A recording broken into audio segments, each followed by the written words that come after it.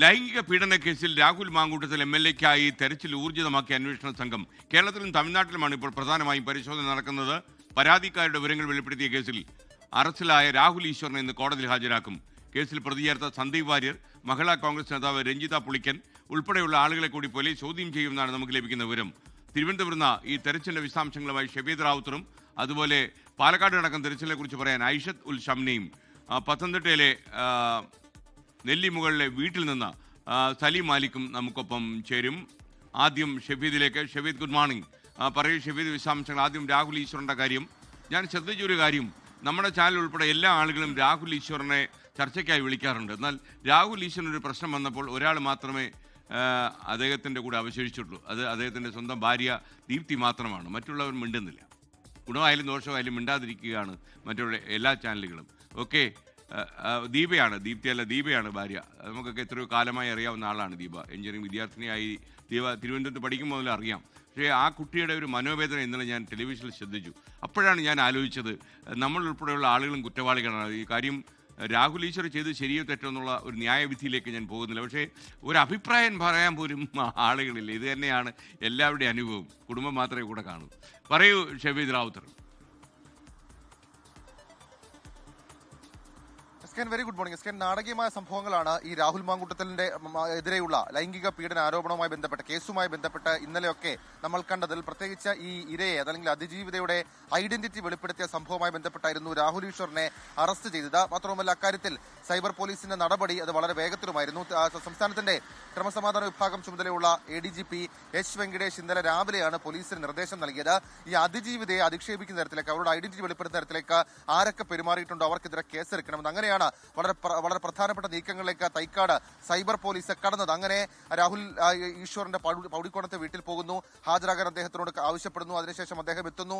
ശേഷം ആദ്യം നമ്മൾ കരുതിയത് ജാമ്യം ലഭിക്കുന്ന വകുപ്പ് പ്രകാരം അറസ്റ്റ് രേഖപ്പെടുത്തി അദ്ദേഹത്തെ വിട്ടയക്കും എന്നുള്ളതായിരുന്നു. എന്നാൽ അദ്ദേഹം ലാപ്ടോപ്പ് ഉൾപ്പെടെയുള്ള കാര്യങ്ങൾ, അതായത് ഈ വിവാദമായിട്ടുള്ള കേസിന് ആധാരമായിട്ടുള്ള ലാപ്ടോപ്പ് ഉൾപ്പെടെയുള്ള കാര്യങ്ങൾ അദ്ദേഹം കയ്യിൽ കരുതിയിരുന്നില്ല. പകരം അദ്ദേഹം പറഞ്ഞ ടെക്നോ പാർക്കിലെ ഓഫീസിലാണ് അതിരിക്കുന്നത് എന്നുള്ളതായിരുന്നു. എന്നാൽ അദ്ദേഹത്തെ ചോദ്യം ചെയ്യവേ അദ്ദേഹത്തിന്റെ മൊബൈൽ ഫോണിൽ നിന്ന് തന്നെ വിവാദമായിട്ടുള്ള ആ വീഡിയോ ക്ലിപ്പിംഗ് കിട്ടി. ഇതോടുകൂടിയാണ് ജാമ്യമില്ലാ വകുപ്പ് കൂടി ചുമത്തി അദ്ദേഹത്തെ അറസ്റ്റ് രേഖപ്പെടുത്തിയത്. അദ്ദേഹത്തെ ഇന്ന് രാവിലെ മജിസ്ട്രേറ്റിന്റെ മുമ്പിൽ ഹാജരാക്കുമെന്നുള്ളതാണ് നിലവിൽ നമുക്ക് ലഭിക്കുന്ന വിവരം. മാത്രമല്ല, ആ വിഷയത്തിൽ, ആ കേസിൽ സൈബർ പോലീസ് വളരെ ഗൗരവത്തിലുള്ള അന്വേഷണം ഇപ്പോൾ നടത്തുന്നുണ്ട്. ആ കേസിൽ മറ്റു ചിലർ കൂടി പ്രതിയാണ്. നമുക്കറിയാം, 4 പേരാണ് പ്രതികരണത്തിലുള്ളത്. രഞ്ജിത പുളിക്കൻ, അഡ്വക്കേറ്റ് ദീപ ജോസഫ്, സന്ദീപ് വാര്യർ, രാഹുൽ ഈശ്വർ. ഇതിൽ മറ്റുള്ളവരെ കേന്ദ്രീകരിച്ചുകൂടി ഇന്ന് അന്വേഷണം ഉണ്ടാകുമെന്നുള്ള സൂചനകൾ പുറത്തേക്ക് വരുന്നുണ്ട്. രാഹുൽ ഈശ്വർ പക്ഷേ ഇന്നലെ അദ്ദേഹത്തിന്റെ അഭിപ്രായം അദ്ദേഹത്തെ വൈദ്യപരിശോധനയ്ക്കൊക്കെ കൊണ്ടുപോകുന്ന സമയത്ത് പറയുന്ന ഒരു സാഹചര്യമുണ്ട്. എന്നാൽ പോലീസ് പറയുന്നത് ഒരു പീഡന കേസ് ഇരയായ പെൺകുട്ടി അത് അവരുടെ ഐഡന്റിറ്റി വെളിപ്പെടുത്തുന്നത് കുറ്റകരമാണ്, ക്രിമിനൽ കുറ്റകരമാണ്. മാത്രമല്ല, പലതരത്തിലുള്ള അധിക്ഷേപം അവർക്കെതിരെ ഉണ്ടാകുന്നതും ക്രിമിനൽ കുറ്റമാണെന്ന് പോലീസ് ഉറപ്പിക്കുന്നു. ഇനി രാഹുൽ മാങ്കൂട്ടത്തലിന്റെ കേസിലേക്ക് വന്നാൽ അശാസ്ത്രീയമായ ഗർഭചിത്രമാണ് നടന്നതെന്നുള്ള കാര്യം ഉറപ്പിക്കുന്ന തരത്തിലേക്ക് പലതരത്തിലുള്ള തെളിവുകളും അന്വേഷണ സംഘം ഇതിനോടകം തന്നെ ശേഖരിച്ചിട്ടുണ്ട്. ഇന്നലെ ഉച്ച മുതൽ രാഹുലിനെ അറസ്റ്റ് ചെയ്യാനുള്ള നീക്കത്തിലേക്ക് തന്നെയാണ് അന്വേഷണ സംഘം നീങ്ങുന്നതും. അതുമായി ബന്ധപ്പെട്ട നിർദ്ദേശം തിരുവനന്തപുരം സിറ്റി പോലീസ് കമ്മീഷണർ ഉൾപ്പെടെ ഈ പ്രത്യേക സംഘത്തിന് നൽകിയിട്ടുണ്ട്. അതിന്റെ പശ്ചാത്തലത്തിലാണ് കോയമ്പത്തൂർ കേന്ദ്രീകരിച്ച 2 സംഘങ്ങൾ, കേരള പോലീസിന്റെ 2 സംഘങ്ങൾ അന്വേഷണം നടത്തിയത്. ഇന്നലെ പത്തനംതിട്ടയിലും നാടകീയമായ ചില നീക്കങ്ങൾ അത് അന്വേഷണ സംഘം നടത്തി. രാഹുൽ ഈശ്വർ പോയ വഴി അദ്ദേഹത്തിന്റെ മൊബൈൽ ടവർ ലൊക്കേഷൻ, അദ്ദേഹത്തിന്റെ ഒപ്പമുണ്ടായിരുന്ന സന്തത സഹചാരികൾ എന്ന് സംശയിക്കുന്ന ആളുകളുടെ മൊബൈൽ ടവർ ലൊക്കേഷൻ, ഇതൊക്കെ പോലീസ് ഇതിനോടകം തന്നെ ശേഖരിച്ചിട്ടുണ്ട്. അതിന്റെ പശ്ചാത്തലത്തിലാണ് അദ്ദേഹം കോയമ്പത്തൂർ അതല്ലെങ്കിൽ പൊള്ളാച്ചി മേഖലകളിൽ ഉണ്ട് എന്ന സംശയത്തിന്റെ അടിസ്ഥാനത്തിൽ അവിടെ പരിശോധന നടത്തിയതായാലും പോലീസിന്റെ തെളിവ് ശേഖരണം മുന്നോട്ട് പോവുകയാണ്. ഇതിനോടകം തന്നെ ഈ പെൺകുട്ടി ഈ ഗർഭം അലസിപ്പിച്ചതിന് ശേഷം ഗുരുതരാരോഗ്യ സാഹചര്യത്തിൽ അവർ ചികിത്സ തേടിയ സ്വകാര്യ ആശുപത്രിയിലെ ഡോക്ടർമാരുടെ മൊഴി വിവരങ്ങൾ അത് രേഖപ്പെടുത്തിയിട്ടുണ്ട്. മറ്റ് ശാസ്ത്രീയ തെളിവുകൾ അത് ശേഖരിക്കുന്നുണ്ട്. പക്ഷേ CCTV ദൃശ്യങ്ങൾ, അതായത് ഈ പെൺകുട്ടി പറയുന്ന സമയത്ത് പാലക്കാട് എത്തിയെന്ന് തെളിയിക്കുന്ന CCTV ദൃശ്യങ്ങൾ ഇതുവരെയും കണ്ടെത്താൻ കഴിഞ്ഞിട്ടില്ല. പക്ഷേ പലതരത്തിലുള്ള മൊഴിയെടുക്കലിലേക്ക് കടക്കും. ഒരു പക്ഷേ രാഹുലിന്റെ അടൂരെ സുഹൃത്തുക്കൾ, ബന്ധുക്കൾ ഇവരെയൊക്കെ ചോദ്യം ചെയ്യുന്ന അടക്കം അന്വേഷണ സംഘത്തിന്റെ ആലോചനയിലുണ്ട്. SK വിവരങ്ങൾ നൽകിയത് ഐഷത്തുൽ ഷംന നമുക്കൊപ്പം ചേരും. പാലക്കാട് മണ്ഡലത്തിൽ എന്താ സംഭവിക്കുന്ന അറിയാൻ. അതുപോലെ അവിടെ ഇന്നലെ ഫ്ളാറ്റിലൊക്കെ തെരച്ചിൽ നടത്തിയിരുന്നു. അപ്പോൾ തെരച്ചിലൊക്കെ അവസാനിപ്പിച്ച് പോയെന്ന് തോന്നുന്നു. പറയൂ ഷംന, വിവരങ്ങൾ. Good morning. ഇന്നലെ മണിക്കൂറുകൾ നീണ്ട ഒരു തെരച്ചിലാണ് രാഹുലിന്റെ ഫ്ളാറ്റിലും ഒപ്പം MLA ഓഫീസിലും ഒക്കെ നടന്നത്. ഇന്നലെ ഏകദേശം രാവിലെ പുലർച്ചെയോടുകൂടി SIT സംഘം പാലക്കാട് എത്തുന്നു. അതിനുശേഷം പ്രാഥമികമായ ഒരു അന്വേഷണം ഫ്ളാറ്റ് കേന്ദ്രീകരിച്ച് നടത്തുന്നു. പിന്നീട് ക്രൈംബ്രാഞ്ച് ഓഫീസിൽ എത്തി കൂടുതൽ ഉദ്യോഗസ്ഥരെ ആവശ്യപ്പെടുന്നു. അതിനുശേഷം 12 മണിയോടുകൂടി ഈ SIT സംഘം 2 സംഘങ്ങളായാണ് പാലക്കാട്ടെ ഫ്ളാറ്റിൽ എത്തുന്നത്. പാലക്കാട്ടെ ഉദ്യോഗസ്ഥരും SIT സംഘവുമാണ് എത്തിയത്.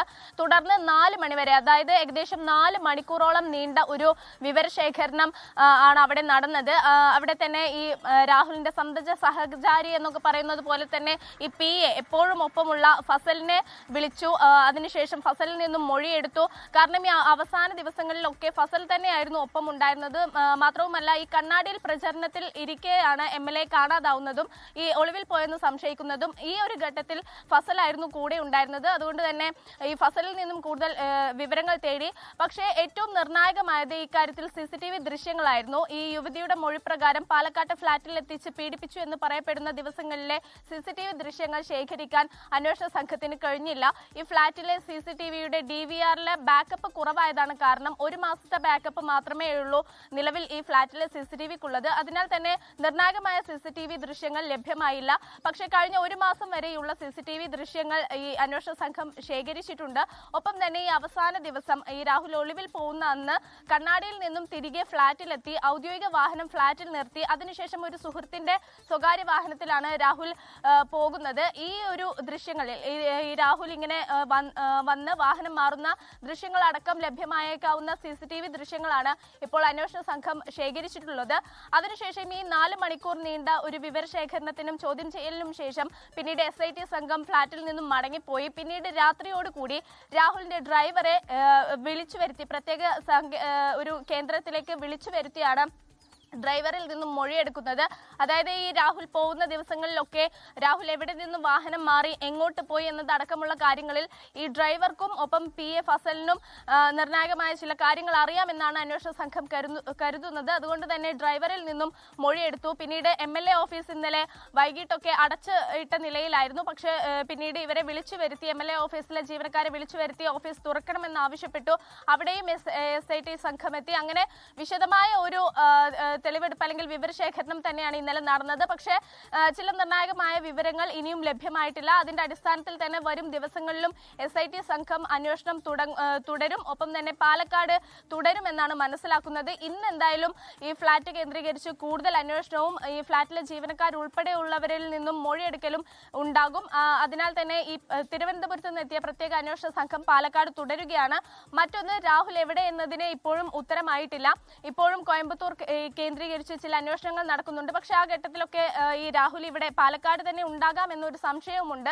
അതിന് പ്രധാനമായും ഉള്ളത് രാഹുലിന്റെ ഫോണാണ്. ഫോൺ ലൊക്കേഷൻ കാണിക്കുന്നത് ഇപ്പോഴും പാലക്കാട് തന്നെയാണ്. പക്ഷെ അത് അന്വേഷണ സംഘത്തെ കബളിപ്പിക്കാൻ വേണ്ടി മനഃപൂർവ്വം ചെയ്തതാണ് എന്നൊരു നിഗമനവുമുണ്ട്. കാരണം ഈ ഫോണുകൾ ചിലപ്പോൾ പേഴ്സണൽ സ്റ്റാഫുകളുടെ കയ്യിലോ അല്ലെങ്കിൽ മറ്റെവിടെയെങ്കിലും ആകാം, പാലക്കാട് തന്നെ മറ്റെവിടെയെങ്കിലും ഉപേക്ഷിച്ചതാകാം എന്നാണ് അന്വേഷണ സംഘം കരുതുന്നത്. എന്തായാലും ഇന്നലെ ഫ്ളാറ്റിൽ നടത്തിയ തെരച്ചിലിൽ രാഹുലിന്റെ ഫോണുകൾ കണ്ടെത്താൻ കഴിഞ്ഞിട്ടില്ല. അപ്പോൾ ആ കാര്യത്തിലടക്കം ഇന്ന് ഒരു അന്വേഷണം ഉണ്ടാകും. ഒപ്പം തന്നെ ഈ CCTVയുടെ ബാക്കപ്പ് അത് കിട്ടാൻ സൈബർ വിദഗ്ധരിൽ നിന്നും എന്തെങ്കിലും സഹായം നേടാനാവുമോ എന്ന കാര്യത്തിലും ഇന്ന് തീരുമാനമുണ്ടായേക്കും. എന്തായാലും തിരുവനന്തപുരത്തെ SIT സംഘം പാലക്കാട് തുടരുകയാണ്. വേണ്ട സഹായങ്ങളെല്ലാം പാലക്കാട്ടെ ഉദ്യോഗസ്ഥരും ചെയ്തു കൊടുക്കുന്നുണ്ട്. SK. Okay, thank you. എന്തായാലും രാഹുൽ മാങ്കൂട്ടത്തിലെ തെരഞ്ഞ് പോലീസ് നാലുപാട് ഓടിക്കൊണ്ടിരിക്കുകയാണ്. അടൂരിലെ നെല്ലിമുകൾ വീട്ടിൽ, അതായത് രാഹുലിൻ്റെ നെല്ലിമുകളിലെ വീട്ടിൽ എന്താ സംഭവിക്കുന്നത് അറിയാൻ വീടിൻ്റെ മുന്നിൽ നിന്ന് സലീം മാലിക് കൂടി ചേർന്നു. സലീം, വിവരം ഇപ്പോൾ രാഹുൽ എന്ന് പറഞ്ഞാൽ ഏത് രാഹുൽ എന്നൊരു ചോദ്യം വരും ഇന്നലെ മുതൽ. അപ്പോൾ ഇതിപ്പോൾ നമ്മൾ രാഹുൽ മാങ്കൂട്ടത്തിനെ കുറിച്ചാണ് പറയുന്നത്, പറയൂ.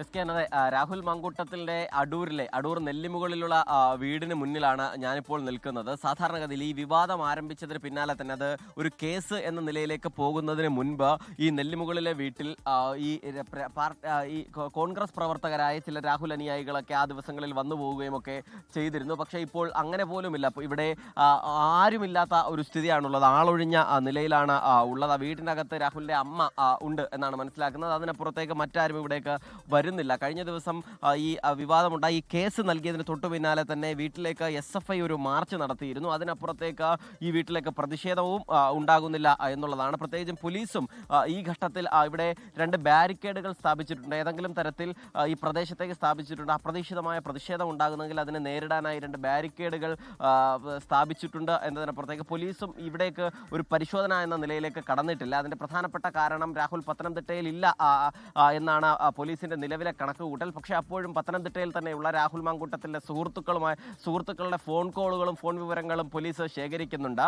രാഹുൽ എവിടേക്കാണ് പോയത്, പത്തനംതിട്ടയിൽ തന്നെ ഉണ്ടോ എന്നൊരു നേരിയ സംശയമുണ്ടെങ്കിൽ അതുകൂടി ദൂരീകരിക്കാനായാണ് അത്തരത്തിലുള്ളൊരു നീക്കം നടത്തുന്നത്. തൽക്കാലം രാഹുലിന്റെ വീട്ടിലേക്ക് കയറിയുള്ള പരിശോധന വേണ്ട എന്നുള്ളതാണ് പോലീസിന്റെ നീക്കം. MLA ഓഫീസും അത്തരത്തിലുള്ള ഔദ്യോഗിക വസതികളും പാലക്കാട്, തിരുവനന്തപുരം, കോയമ്പത്തൂർ തുടങ്ങിയ മേഖലകൾ കേന്ദ്രീകരിച്ച് അന്വേഷണം നടത്തിയാൽ മതി എന്നാണ് നിലവിൽ അന്വേഷണ സംഘം കണക്ക് കൂട്ടുന്നത്. അവസാന ഘട്ടത്തിൽ മാത്രമാകും ഈ അടൂരിലെ വീട്ടിലേക്ക് പരിശോധനയുമായി പോവുക എന്നുള്ളതാണ് ഈ അന്വേഷണ ഉദ്യോഗസ്ഥരിൽ നിന്ന് മനസ്സിലാക്കുന്നത്. അപ്പോഴും ഈ സമീപത്തെ ഏതെങ്കിലും വീടുകളിലോ അതല്ലെങ്കിൽ രാഹുലിന്റെ സുഹൃത്തുക്കളുടെ നിരവധി വീടുകൾ അടൂർ മേഖലയിലും പത്തനംതിട്ടയിലുമുണ്ട്. അത്തരത്തിലുള്ള വീടുകളിലോ രാഹുൽ ഉണ്ടോ എന്നുള്ള പരിശോധന ഗൗരവമായി തന്നെ നടക്കുന്നുണ്ട്.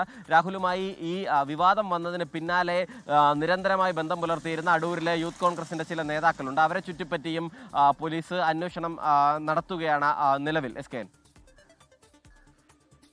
Thank you. അടൂർ നെല്ലിമുകളിൽ നിന്ന് സലീം അലിക്കാണ് വിവരങ്ങൾ നൽകിയത്. ലോകത്തെവിടെയായാലും ഏത് സമയത്തും 24 വാർത്തകളും ഓഗ്മെന്റഡ് റിയാലിറ്റി പാക്കേജുകളും എക്സ്പ്ലെയിനറുകളും വിശദമായി കാണാൻ ഞങ്ങളുടെ YouTube ചാനൽ നിങ്ങൾക്ക് സബ്സ്ക്രൈബ് ചെയ്യാം.